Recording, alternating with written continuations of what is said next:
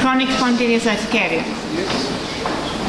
Retrospective audit of the management of chronic urticaria and paediatric population. We will change the subject a little bit, yes? Just Why is it not good?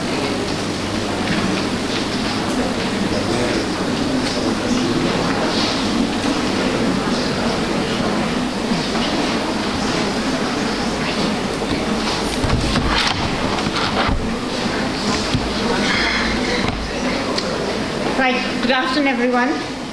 Sorry we're running a little bit late. My name is Aradhana Ingle, and keeping with the title, the second international conference, Multidisciplinary Medicine Era, I think Dr. Shakal has very kindly included a general pediatric topic in a neonatal morning. Now I don't know how many people here do general pediatrics. Is anyone here doing general pediatrics at all? Or is everyone neonates here? Everyone? Neonates and pediatrics? Very good. Anyone else? Yeah? Great. That's great. Because I was wondering who am I addressing this lecture to. But I'm very thankful for being allowed to be able to discuss this topic with you. Now, my main interest is not only neonates, but it's in allergy as well. And I did a master's in allergy. So as part of my master's, I did a dissertation which was on chronic spontaneous urticaria in children. Now, anyone has seen a child with chronic urticaria? Do we see it commonly?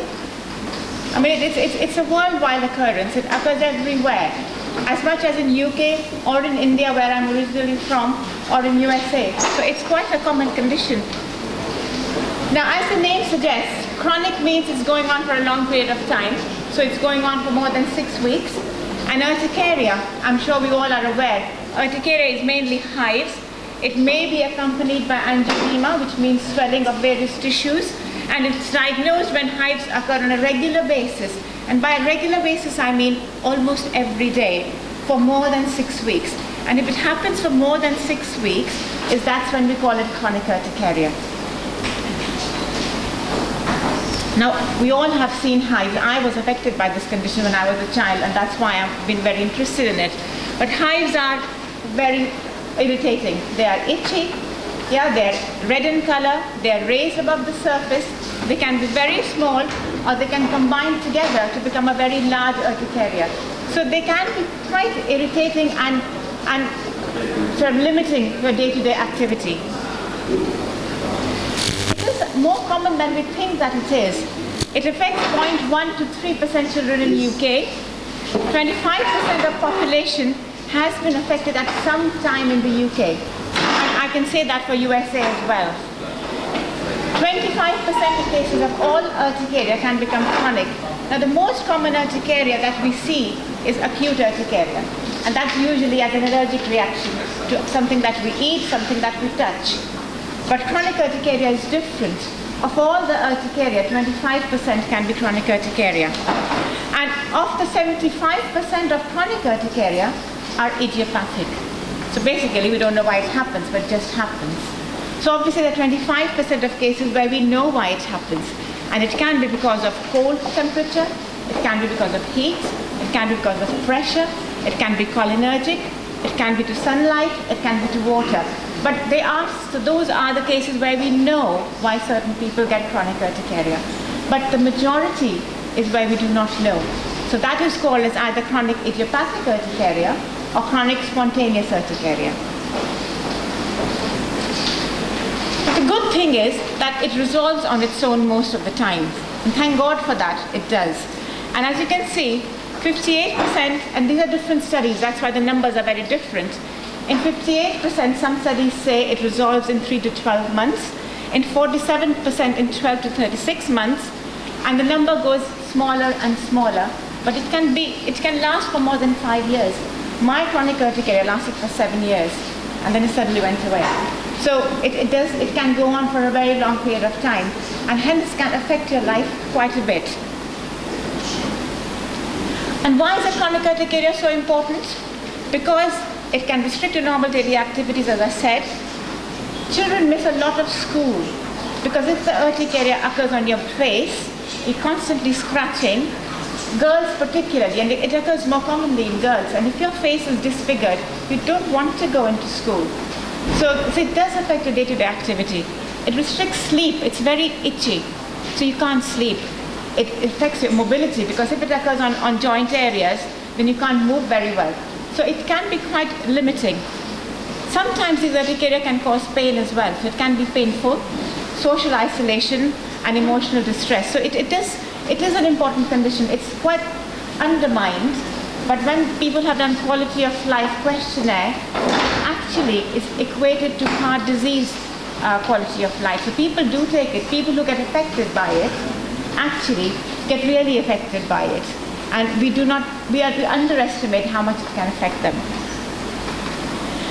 So what do we do about it? How do we diagnose it? Now the diagnosis is mainly clinical. There's no investigation. That's a really important thing to remember.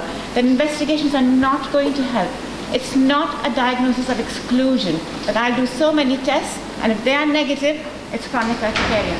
It's a clinical diagnosis. You've got to take a very detailed history. We cannot get away from taking history in medicine, and it's so important in this case as well. Because we've got to rule out, are there any other reasons why this child is getting urticaria? Is it because of food? Is it because of what we are touching? And all the factors that I said, pressure, cold, temperature, all those kind of things have to be taken into account. And when there isn't any consistent history to tell us that this urticaria is because of a condition, that's when we say it's chronic spontaneous urticaria. Yeah?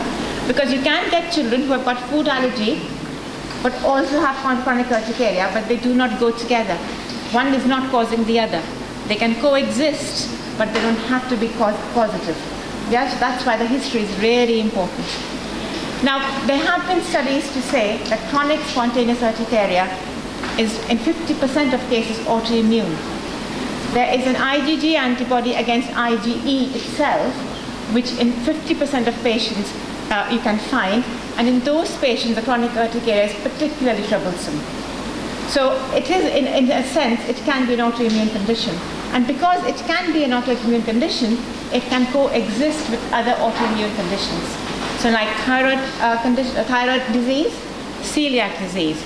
So in certain children or adults where it is very difficult to manage chronic urticaria, we should think of coexistent autoimmune conditions.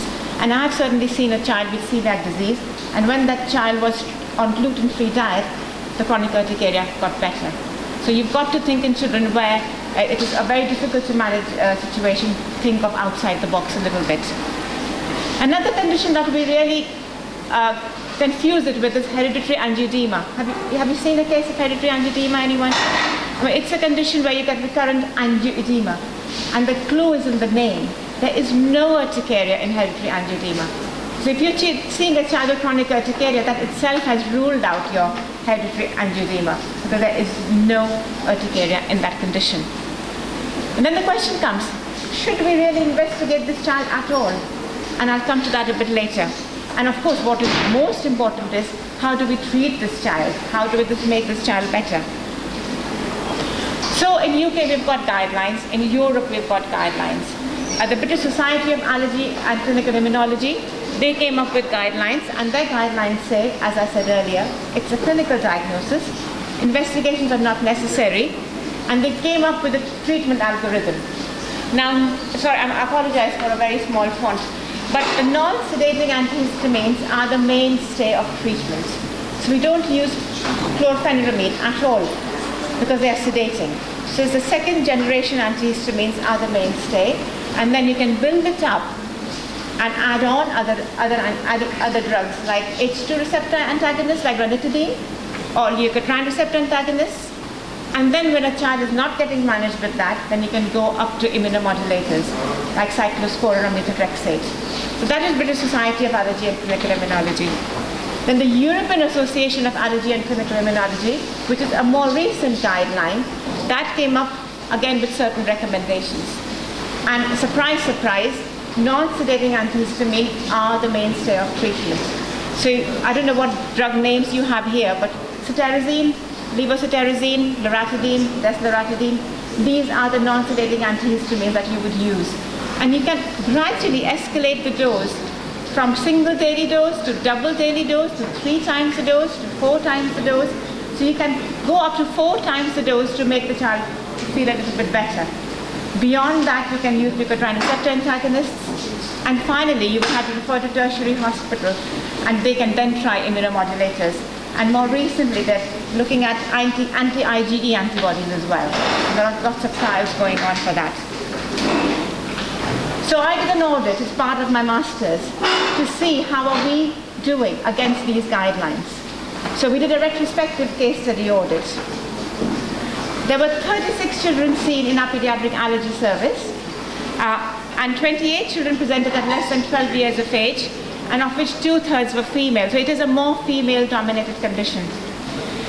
Unfortunately, we didn't fare very well. We did a lot of investigations, and I think that was because the British Society guidelines were introduced halfway during the audit.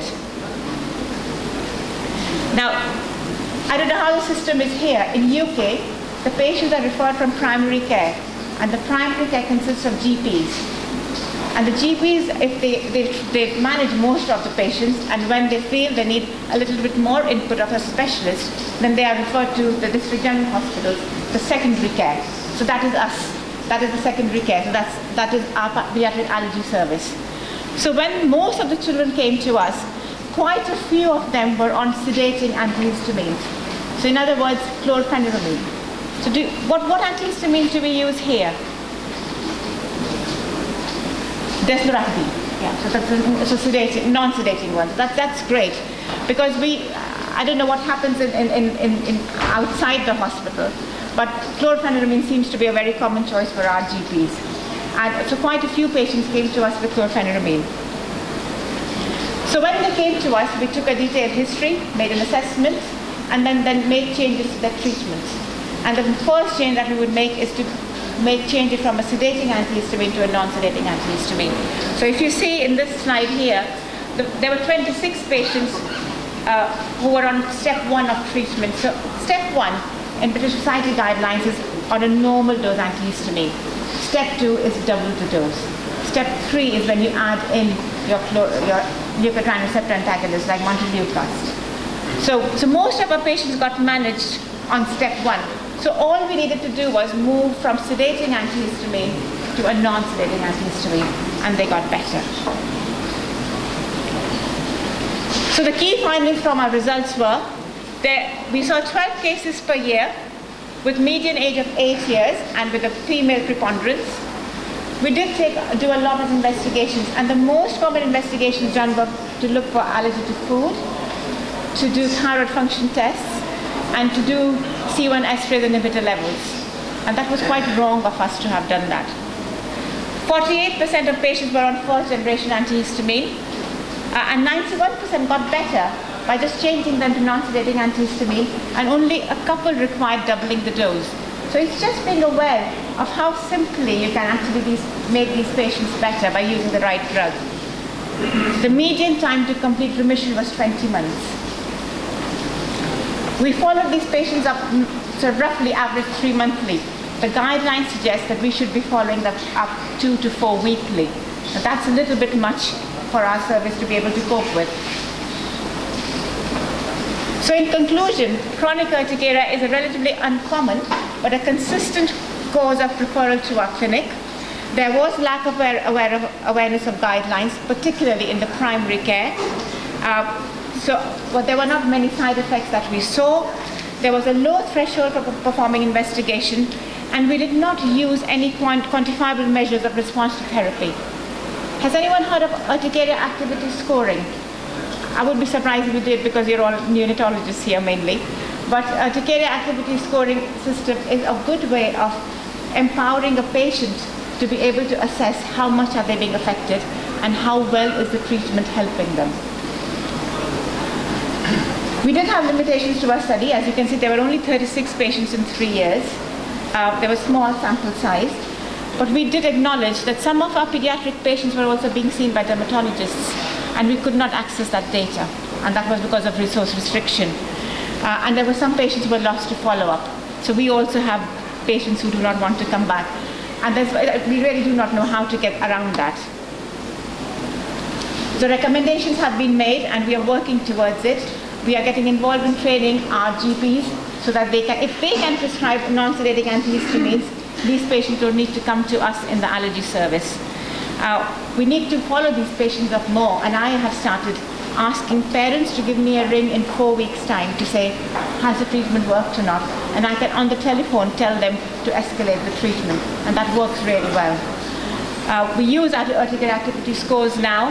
We give written information to patients and parents about the condition, and when we do a future audit, we will be involving dermatology colleagues as well. That's about it. Thank you very much.